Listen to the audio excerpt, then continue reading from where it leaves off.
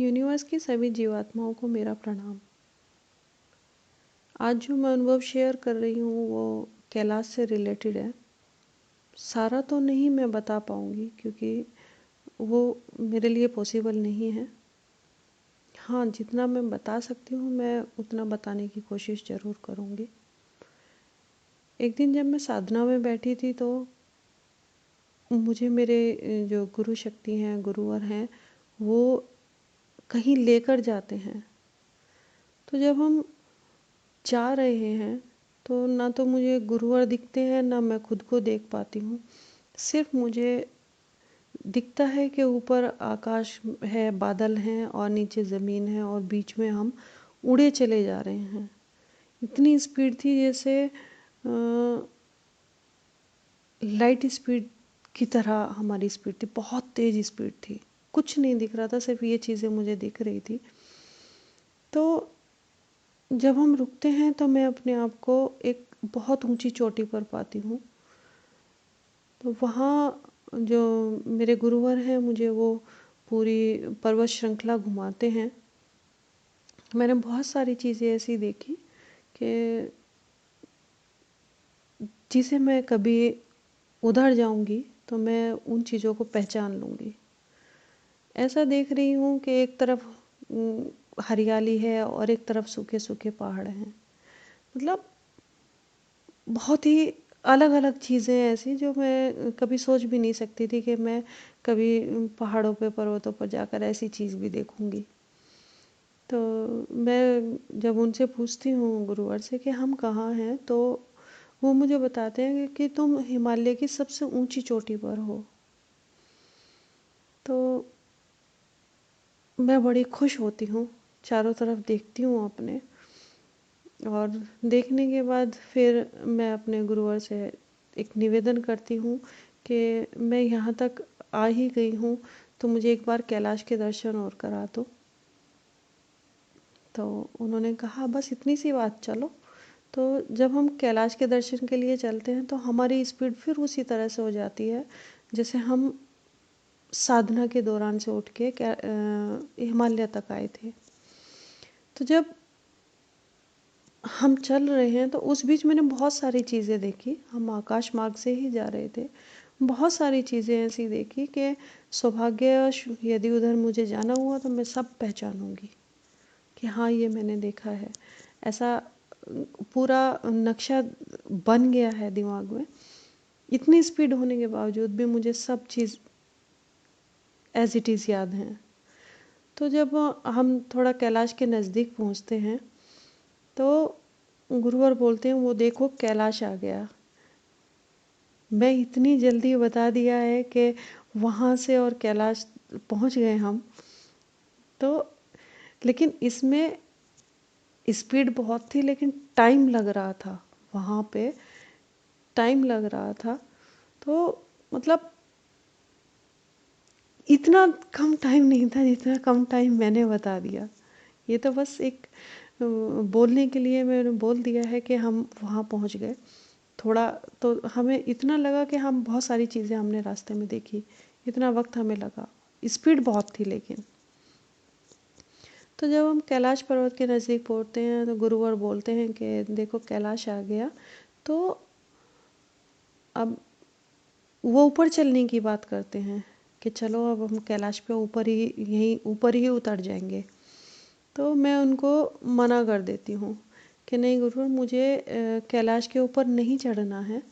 आप तो मुझे सिर्फ नीचे से दर्शन करा दो, कैलाश पर नहीं जाना है मुझे। तो मैं जिज्ञासा लिए हुए थी कि जैसे मैंने बहुत सुन रखा था कि वहाँ सिद्ध आश्रम है, ये सिद्ध गुफाएं हैं, सिद्ध लोग रहते हैं, जो बहुत पुराने पुराने ऋषि मुनि हैं वो लोग रहते हैं, मतलब तपस्वी लोग रहते हैं। तो उस चीज़ की मेरी इच्छा थी कि उनमें से मुझे शायद किसी के दर्शन हो जाए। लेकिन ऐसा तो कुछ नहीं हुआ। जब गुरुवर ने मुझे कैलाश के नीचे से दिखाया तो वहाँ तो सब पानी पानी है, यानी पूरा जो कैलाश पर्वत है उसके नीचे पानी पानी है।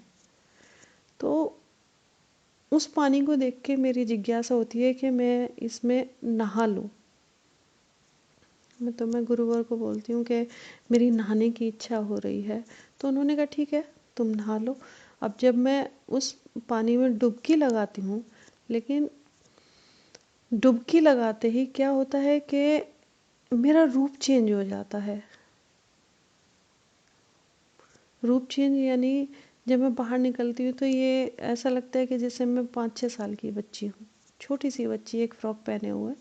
अब देखती हूँ बाहर निकल के तो गुरुवर गायब हैं वहाँ से। तो मैं थोड़ा अपने आप को अकेला पाके डर सा जाती हूँ कि अब मैं कैसे वापस जाऊँगी। तो इतने में मेरी नज़र पड़ती है सामने, तो मुझे वो कृष्णा दिखाई देते हैं जो बाल गोपाल रूप में है, छोटे से हैं, वो भी ज़्यादा बड़े नहीं हैं। और वो जैसे मुझे देखते हैं तो वो दौड़ लगा देते हैं।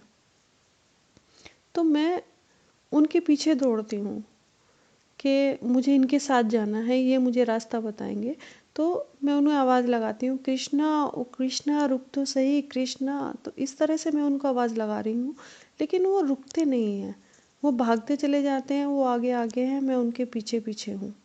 और इस चीज़ में मुझे एक चीज़ समझ आ रही थी कि जब हम दौड़ रहे थे तो ऐसा लग रहा था कि हम किसी चीज़ के अपोजिट दौड़ रहे हैं, यानी कि जैसे हम बहाव के अपोजिट दिशा में जा रहे हैं। फोर्स लगाना पड़ रहा था दौड़ने के लिए। तो बस दौड़ते चले जाते हैं। फिर मुझे नहीं पता क्या हुआ क्या नहीं हुआ, मैं कहाँ पहुँची कहाँ नहीं पहुँची। तो जब मैं अपने शरीर में वापस आई तो मेरी थोड़ी जो दिल की धड़कन है वो बढ़ी हुई थी, सांस बढ़ी हुई थी और मेरी दिल की धड़कन बढ़ी हुई थी। यहाँ ये सब चीज़ देख के मुझे एक बात समझ आती है। अब कहते हैं ना 1+1 2 होते हैं, लेकिन जब मैं इस सब चीज़ों को कैलकुलेट करूं तो एक और एक मेरे हिसाब से दो नहीं, एक ही है। ये कभी मैं इस गिनती के बारे में बताऊंगी कि मुझे कैसे इस चीज़ के बारे में समझाया गया, मैं बात करूंगी। जिस दिन भी बिल्कुल एक मन होगा ना बिल्कुल क्लियर, उस दिन मैं इस चीज़ के बारे में बात करूँगी। बड़ा अच्छा कॉन्सेप्ट लगा मुझे ये, जब मुझे समझाया गया बड़ा इंटरेस्ट आया, क्योंकि मैथ्स मेरा फेवरेट सब्जेक्ट है। तो इस सब चीज़ से यही कि एक और एक यहाँ दो नहीं, एक और एक ही हैं। कि मतलब न कृष्णा अलग है, ना वो बच्ची अलग है, ना मैं अलग हूँ, ना गुरुवर अलग हैं, ना वो दृश्य दर्शन अलग हैं। सिर्फ क्या अलग अलग, जब भी मैं निकल रही हूँ बाहर, हम दो हैं, लेकिन हम दो नहीं, हम एक ही हैं। हम दो मिलके एक ही हैं। मतलब एक खिचड़ी पकने से वाली बात है, लेकिन सिंपल सी बात है कि समझने के लिए एक और एक अध्यात्म में दो नहीं होते। 1+1 1 ही होता है। अध्यात्म का ये सूत्र है। तो यदि हम यहाँ 3 बार 1 जोड़ें तब भी 1 ही होता है, 4 बार 1 जोड़ें तो तब भी 1 ही होता है, और 5 बार जोड़ें तब भी 1 ही होता है। ये मेरी समझ में आया है। तो मेरा कहने का मतलब यही है कि हम उन चीज़ों को अलग अलग रूप में, टुकड़े टुकड़े रूप में देख रहे हैं, लेकिन टुकड़े हैं नहीं, एक ही है। ये चीज़ समझने में थोड़ा सा टाइम लग जाता है। तो मुझे क्लियरिटी आई है इस चीज़ की, तो मैं आज ये बोल पा रही हूँ कि सब कुछ एक ही है। सिर्फ खंड खंड खंड खंड करके हम देख रहे हैं, नहीं तो हमारे कुछ समझ में नहीं आएगा। जब हम दो रूप में होते हैं तो तभी हमें समझ में आता है कि गुरु और शिष्य का खेल क्या है और इष्ट और भक्त का खेल क्या है। तो ऐसे सब समझ आता है धीरे धीरे। सभी इस यात्रा पर आगे बढ़ें और इस चीज़ को समझें कि मैं क्या कह रही हूँ। तो बहुत लोग समझते हैं इस बात को, मेरी इस बात से सहमत भी होंगे। हाँ, जो मैं बोल रही हूँ वो सही है।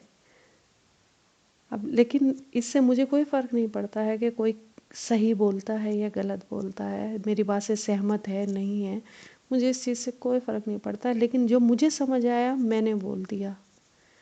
मानना ना मानना वो सबकी अपनी अपनी मर्जी है। Thank you.